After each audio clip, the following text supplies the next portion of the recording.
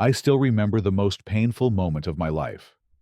I was standing in the kitchen, looking at the boy I had raised for 12 years, and he screamed at me that I was not his real father. I had done everything for Marcus. I taught him how to ride a bicycle. I sat for hours in the hospital when he broke his arm. I worked 2 jobs to provide for our family. But there was one thing I could not give him: my blood. And that changed everything between us. Before I continue this story, let me know where you are watching from today. Drop a comment below and hit that like button and subscribe if you have not already. Stay until the end to find out what happened when Marcus finally met the real father he had been dreaming about. My name is Ernesto, and I was 28 years old when my life changed forever. I was working as an electrician in Phoenix, Arizona, making decent money and living a stable but lonely life. I had a small apartment, a reliable truck, and not much else. My days blended together like watercolors in the rain, each one looking pretty much like the one before. Then I met Linda. It was a Tuesday afternoon at a small coffee shop on the outskirts of town. She was sitting alone at a corner table trying to calm down a crying 6-year-old boy while simultaneously attempting to read something on her phone. Her coffee had gone cold. Her hair was falling out of its ponytail. She looked exhausted, overwhelmed, and somehow still beautiful. I do not know what made me walk over to her table that day. Maybe it was the way she smiled at her son, even when he was being difficult. Maybe it was the loneliness that had been eating at me for years. Whatever it was, I asked if I could help, and she looked up at me with the most grateful eyes I had ever seen. That little boy hiding behind his mother was Marcus. He was 6 years old, with big brown eyes and a gap-toothed smile that he rarely showed to strangers. His father, a man named Derek, had walked out when Marcus was only 2 years old. No explanation, no goodbye, no child support. Just gone one morning like he had never existed at all. Linda had been fighting alone ever since, working double shifts at a hospital as a nurse, relying on her mother for childcare, barely keeping her head above water. But she never complained, not once. That strength drew me to her, like a moth to a flame. Building a relationship with Marcus took time and patience. He was suspicious of me at first, which I understood completely. The only father figure he had ever known had abandoned him. Why would I be any different? I started small. I would bring him little toys from the dollar store. I would sit on the floor and play with his action figures, even though my knees ached. I taught him how to shoot a basketball in the small backyard of their rented house, even though I was never much of an athlete myself. I missed more shots than I made, but Marcus thought my failures were hilarious, and his laughter became the best sound in my world. Every night when I came over for dinner, I would read him a story before bed. His favorite was about a brave knight who protected his kingdom from dragons. Marcus would always fall asleep before I finished his small hand, clutching my finger like it was the most natural thing in the world. 2 years after I met Linda, something miraculous happened. We were sitting on the porch watching the sunset, and Marcus came running out of the house. He jumped into my lap, wrapped his arms around my neck and said, "I love you, Dad." I cried that night. I am not ashamed to admit it. I went home and cried like I had not cried since I was a child myself. No one had ever called me Dad before. It was the greatest gift I had ever received. Linda and I got married when Marcus was 8 years old. It was a small ceremony in her mother's backyard, with maybe 30 people in attendance. Marcus was my best man. He stood next to me in a little suit that was slightly too big for him, grinning from ear to ear. When Linda walked down the aisle, I looked at my new son, and I knew I would spend the rest of my life protecting this family. Shortly after the wedding, I officially adopted Marcus. Linda agreed it was the right thing to do. We tried to contact Derek to get his consent, but he had vanished completely. No phone number, no address, nothing. After months of searching, a judge granted the adoption based on abandonment. Marcus was legally my son, and I was legally his father. The years that followed were the happiest of my life, but they were not easy. I picked up a second job on weekends working construction to save money for Marcus's future. I wanted him to go to college, to have opportunities I never had. Every extra dollar went into a savings account with his name on it. I never missed one of his basketball games. Not a single one. Even when I had to leave work early, and my boss gave me a hard time. Even when I was so tired, I could barely keep my eyes open. I would sit in those bleachers and cheer until my voice gave out. When Marcus was 12, he fell off his bike and broke his arm badly. The bone was sticking out at a wrong angle, and he was screaming in pain. I drove 90 miles per hour to the hospital, holding his good hand the whole way, telling him everything was going to be okay. I stayed at that hospital for 3 days straight, sleeping in an uncomfortable chair next to his bed, refusing to leave his side. When he was 14, his basketball team made it to the state championship. The game was 3 hours away. I drove him there and back, took 2 days off work without pay, and watched him score the winning basket in overtime. That was one of the proudest moments of my entire life. But when Marcus turned 15, something started to change. It began with questions, small ones at first. What did my real dad look like? Where did he go? Why did he leave? Linda answered as honestly as she could, but I could see the pain in her eyes every time the subject came up. Then, Marcus found an old photograph. It was buried in a box in Linda's closet, a picture of Derek holding baby Marcus in the hospital right after he was born.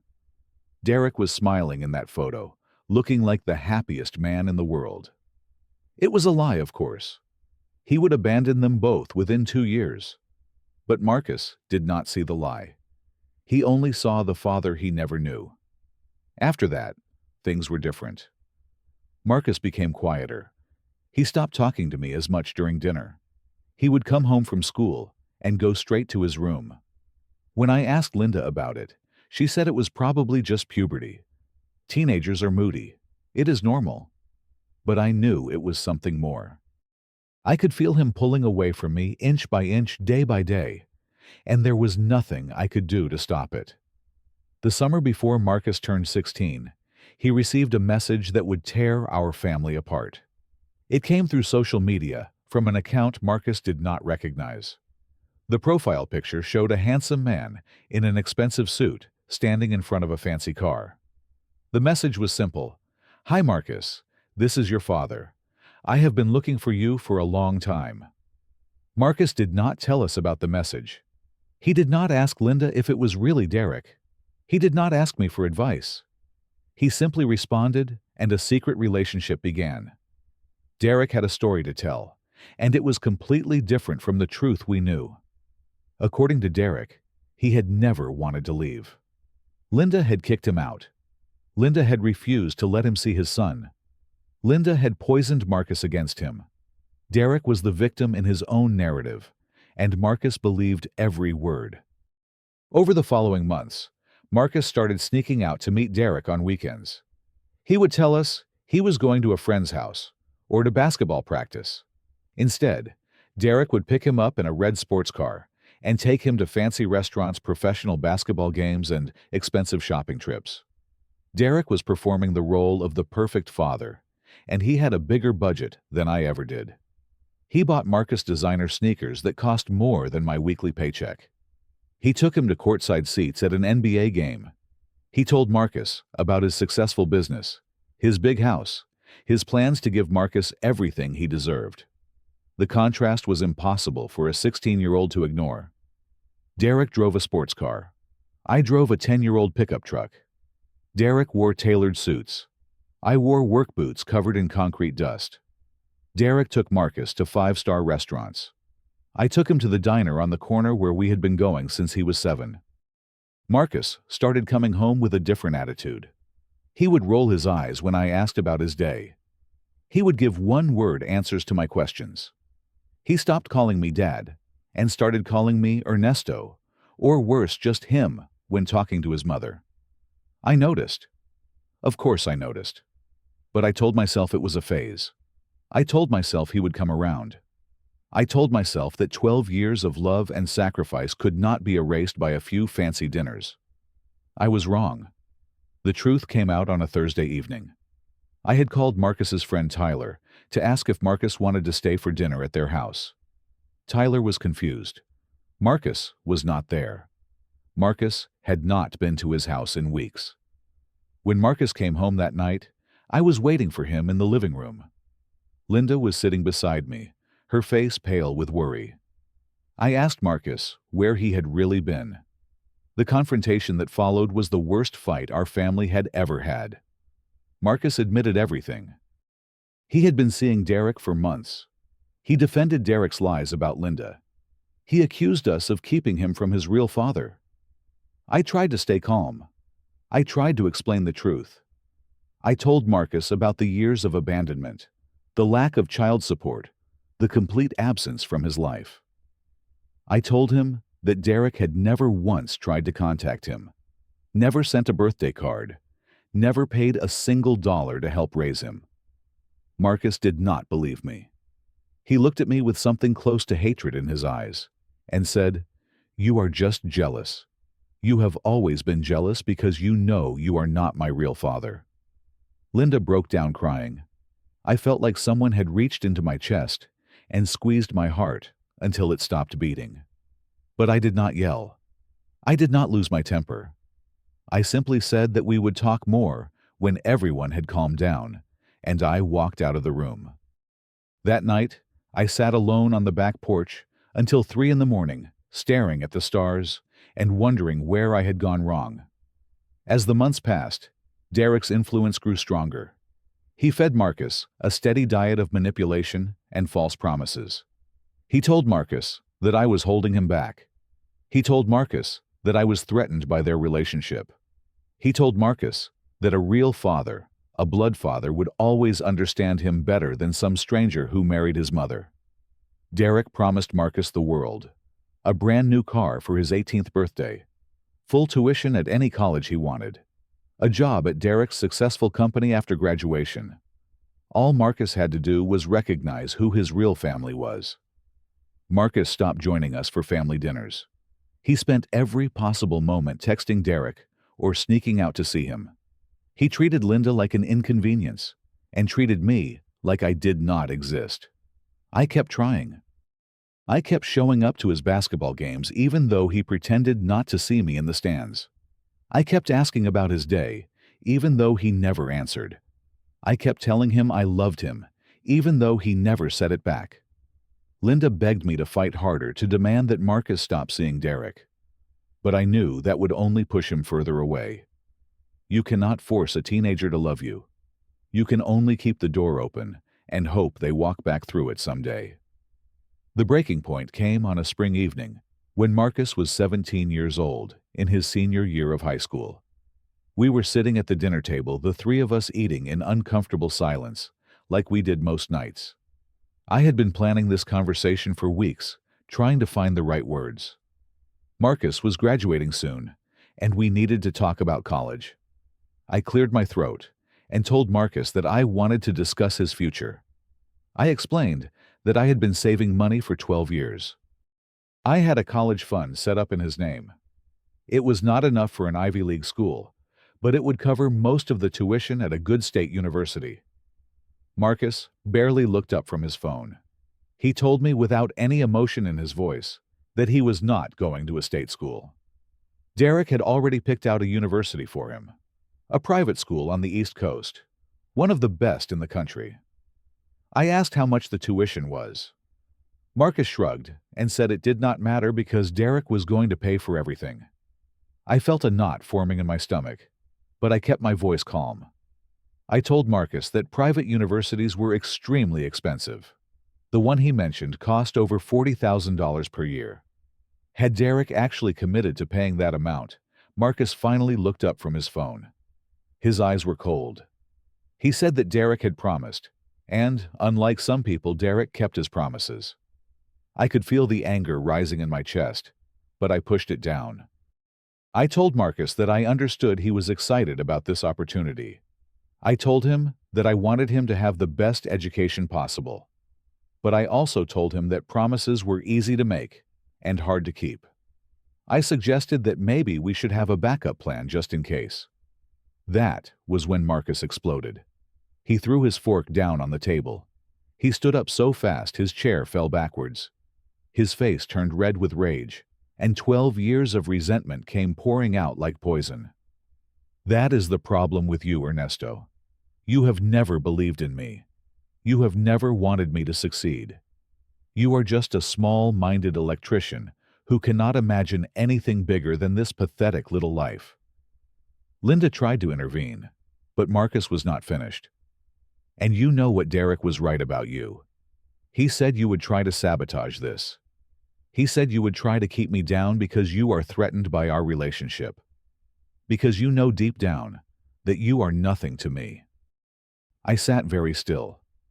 I could feel my heart breaking, but I did not let it show on my face. I asked Marcus very quietly if that was really how he felt. And then he said it. The words I will never forget as long as I live. You are not my real dad. You never were, and you never will be. Stop pretending like you have any say in my life. Derek is my father, not you. The silence that followed was deafening. Linda was crying. Marcus was breathing hard, his fists clenched at his sides. And I just sat there feeling like I had been hit by a truck. Marcus stormed up to his room and slammed the door so hard the pictures on the wall shook. Linda reached for my hand, but I could not feel her touch. I was numb. Completely and totally numb. I sat in that kitchen until long past midnight alone with my thoughts. For the first time in 12 years, I questioned everything. Every sacrifice I had made. Every dollar I had saved. Every hour of sleep I had lost. Had any of it mattered? Had I been fooling myself this whole time, believing I could be a father to a boy who shared none of my blood? The weeks following that night were the hardest of my life. Marcus continued to treat me like a stranger, like someone who was temporarily occupying space in his house. Derek continued to make promises, always promising, and never delivering anything concrete. Summer arrived. Graduation came and went.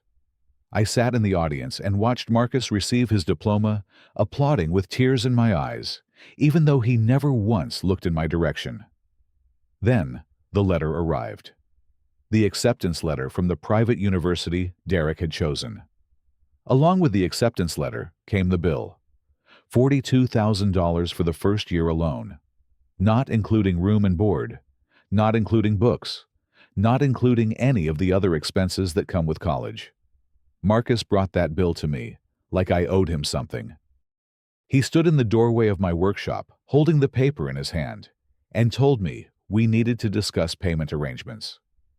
I looked at him for a long moment.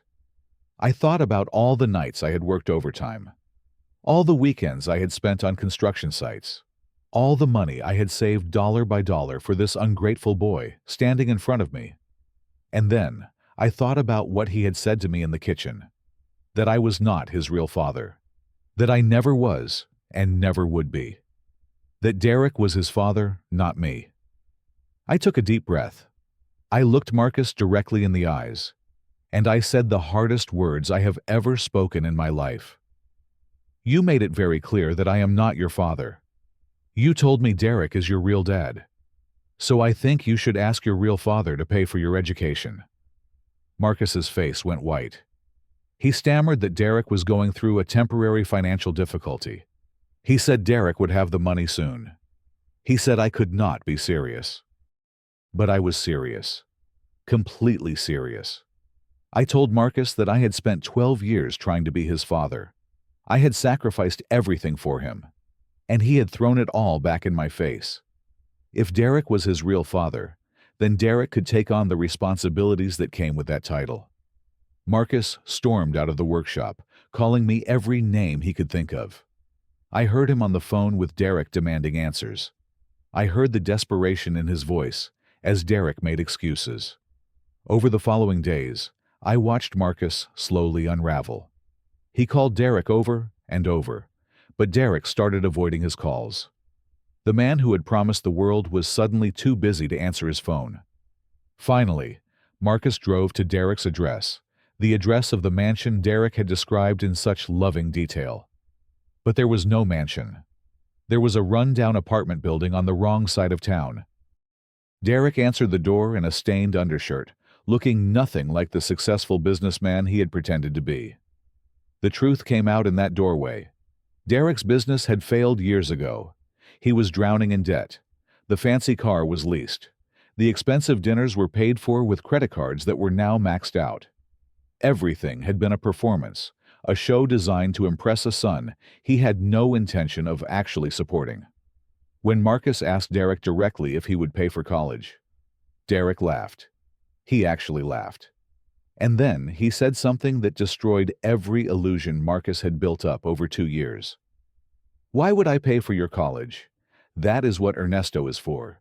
He has been saving money for years. Just apologize to him and get the cash." Marcus came home that night with a look in his eyes I had never seen before. It was the look of someone whose entire world had just collapsed. He went to his room without saying a word and did not come out for 2 days. 2 weeks after Marcus discovered the truth about Derek, I heard a knock at the front door. It was late evening. Linda was already in bed. I had been sitting in the living room, not really watching the television, just existing in the empty space our family had become. I opened the door, and there was Marcus. He looked terrible. He had lost weight. There were dark circles under his eyes. His clothes were wrinkled like he had been sleeping in them. He looked young and broken, and lost nothing like the angry young man who had screamed at me in the kitchen just months before. He did not say anything at first. He just stood there on the porch, his lips trembling, his eyes filling with tears. I could see him trying to form words, trying to find some way to begin. Finally, he broke. The tears started falling, and he could not stop them. His voice cracked as he spoke. "I am so sorry, Dad. I am so sorry for everything." That word, Dad. I had not heard it from his lips in over a year. It hit me like a wave washing away months of pain and anger and heartbreak. I did not say anything. I just opened my arms and Marcus fell into them like he was 6 years old again, crying against my chest while I held him tight. We stood there on the porch for a long time, two broken people holding each other together. Linda heard us and came downstairs. When she saw us embracing, she started crying too. She joined us on the porch, and the three of us held each other as the moon rose over our quiet neighborhood. That night, Marcus and I sat at the kitchen table and talked until the sun came up. He told me everything. How Derek had manipulated him with lies and false promises. How Derek had painted me as the villain, the obstacle standing between Marcus and his real family. How Marcus had wanted so badly to believe that his biological father was someone worth knowing. I listened without interrupting. I did not say "I told you so." I did not remind him of all the warnings I had given. I just listened, because that was what he needed. When he finished, Marcus asked me a question that I will remember for the rest of my life. "How can you still love me after everything I said to you?" I thought about my answer for a long moment. I thought about all the years, all the sacrifices, all the moments of joy and pain that had led us to this kitchen table. And then I told him the truth. Being a father is not about blood. It is not about DNA or genetics or any of that. Being a father is about choosing to show up every single day. It is about choosing to love someone even when they hurt you, even when they push you away, even when they tell you that you do not matter. I chose to be your father 12 years ago, and I choose it again every single day. Nothing you say or do will ever change that. Marcus broke down again. He apologized over and over, saying he did not deserve my forgiveness. I told him that forgiveness was not about deserving. It was about loving someone enough to let go of the pain. Linda joined us at the table, and we talked about the future. Marcus could not afford the private university anymore, and honestly, I did not want to pay for it. Not because I was punishing